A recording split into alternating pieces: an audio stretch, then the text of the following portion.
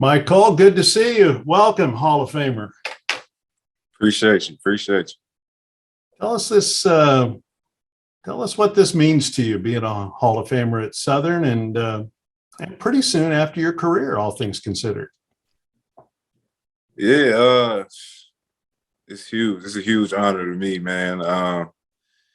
It just makes all the hard work I put in and all the people that helped me along the way. It just makes it all worth it. Just to know that it was recognized and I'm being honored for it now, and it's just a huge honor, like I said. You know, on one hand, you can't make it back. It would have been great to have you back, but really, you got the best of both worlds here because you can't make it back because you're in the league. So it's a double-header win for Pruitt, huh? Right, 100%. You still got most of the records. You're still 1 and 2 in all the important receiver categories to you. Are you still proud of that? Is that still important to you? And I'm getting the answer already because you just start smiling. I'm extremely proud of that, man. Sure, I wouldn't be upset if somebody broke that record. That means there's a lot of good things going on in that program. But I mean, as long as I'm holding on to it, I'll definitely be proud, and it's going to bring a smile to my face every time. Yeah. Can you remember back to the records? I mean, it came down to the wire. It was the last 2 games, and it was about getting the record. You caught 19 passes the last 2 games, so it came to the wire. Got 9 against Northern Iowa, 10 against Illinois State. One of the records didn't fall until the last game. Do you remember it coming to the wire? Truthfully, when I was playing, I was just extremely cognizant of I need this many catches to get these records or whatnot. It was just how the game went. At that time, it was kind of, the offense was kind of centered around me. So that's how the game went. And I was happy to get those records afterwards, though, for sure. What was your approach each game? And let's talk about maybe comparing them from the start. You're a freshman, you redshirted in 2010. Debuted and got your first pass against Southeast Missouri in the 4th quarter of your first game. And you're right, you were the focus in that final year. Talk about your role in the team and your progress in those 4 years. Well, like you said, I redshirted, and I wasn't too thrilled about that at first. I obviously thought I was good enough to play from the jump, but it's just, it came down to, do you want to trade in the freshman year for that 5th year where, you're obviously going to be considerably better. And so making that decision with the coaches ended up being a good thing. But from the jump, it was just, I didn't know what to expect coming into the game and just trying to make a contribution that redshirt freshman year any way I could. And it went well from the jump. And then it kept progressing every year after that. So when I got to that redshirt senior year, it was like, all right, this is my team now. This offense is going to go through me or it's not. So that's what we went into every week with a game plan. Let's get the ball to me and let's make a play. Yeah, and certainly you did, and you have the records to show it. Played a lot of basketball in high school at Kirkwood, right? Mm-hmm. Yeah. Basketball was important to you then? 100%. I grew up and basketball was all I thought about, really. I didn't play football until high school. But obviously I didn't grow to be 6'8" or anything like that. So football ended up being a route, and I got a scholarship in football. So that's where we kept going. And obviously it's worked out pretty well so far, I think. When did you feel good? When did you feel that you were a good football player? About what age? Probably about junior year of high school. I thought I was pretty decent. At that time, I thought I was going to be a DN. And then once senior year came around and a few colleges started coming in to visit, and maybe got an offer here, offer there. And I realized that, all right, we can really take this somewhere. But it wasn't until probably like sophomore or junior year in college that I was like, all right, I can really go to the NFL with this and make this a career. So Was there a moment here, sophomore or junior year, where it became apparent to you that you could be an NFL player? A game, a practice, somebody said something?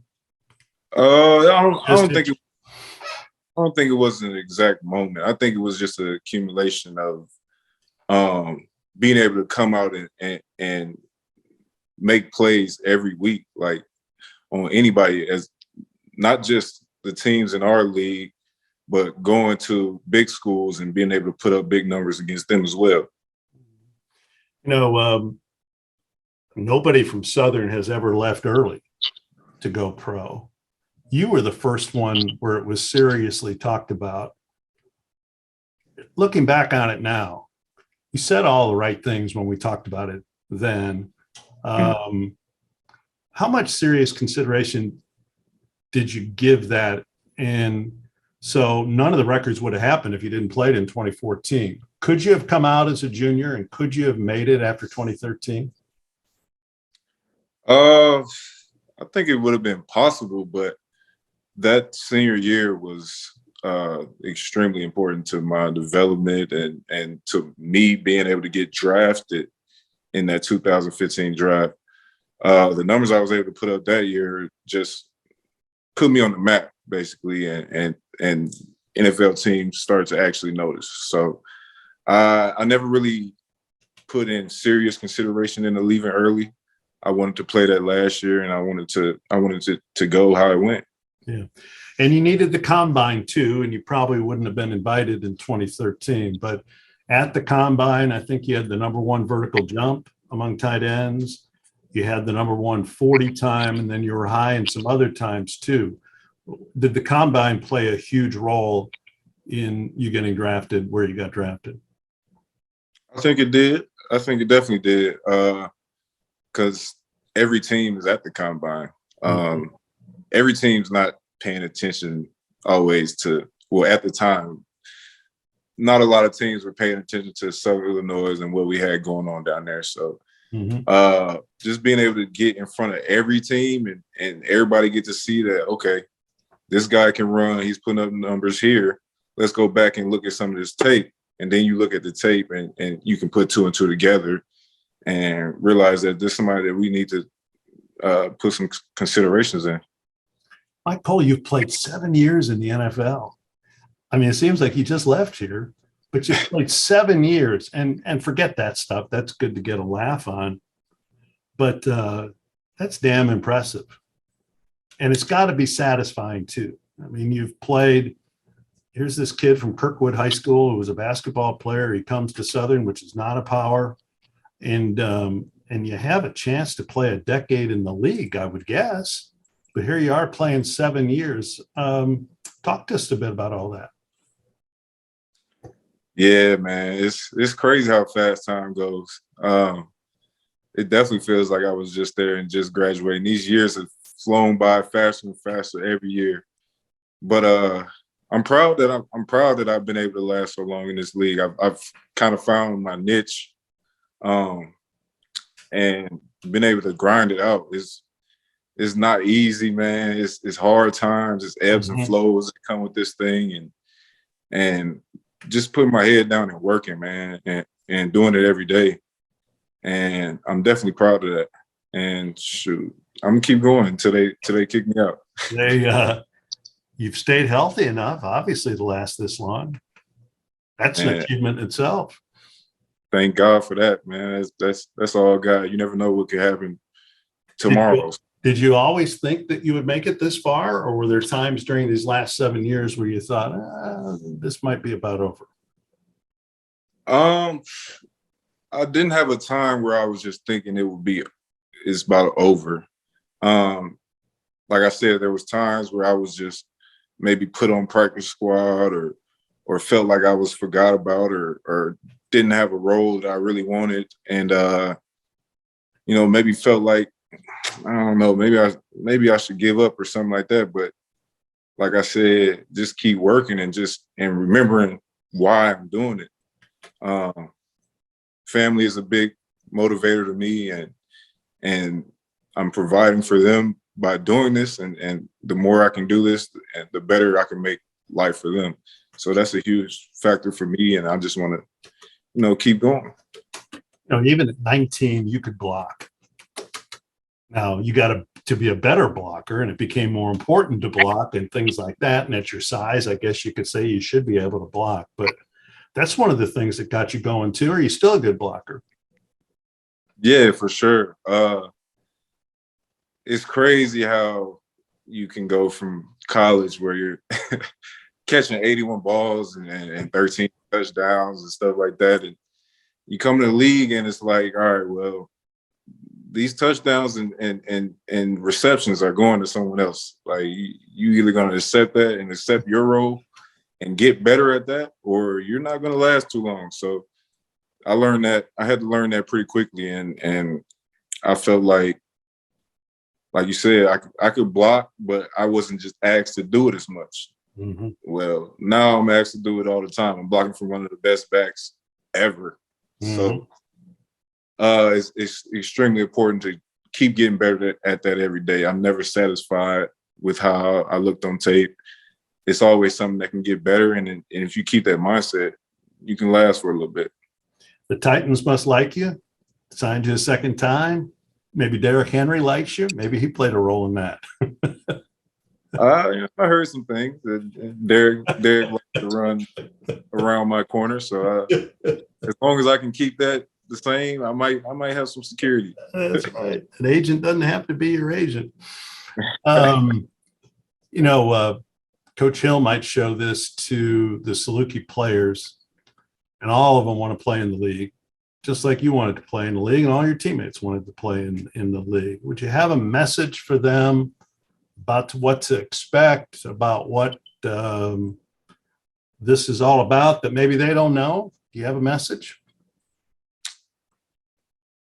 One of the things I would probably say that people don't really think about is the mental aspect of the game. It's probably 80% mental and 20% physical. You got to be mentally tough. You should be working your brain as much as you're working your body. And like I said, it's a lot of ebbs and flows. So you got to be able to go through adversity and come out stronger from it.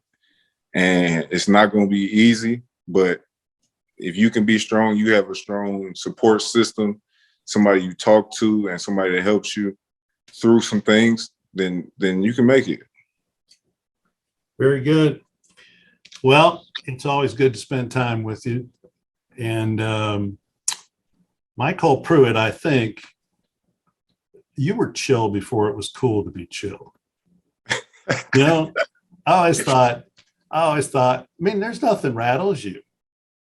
Now, Right. inside you may be a mess, but I don't think so. I mean, you never really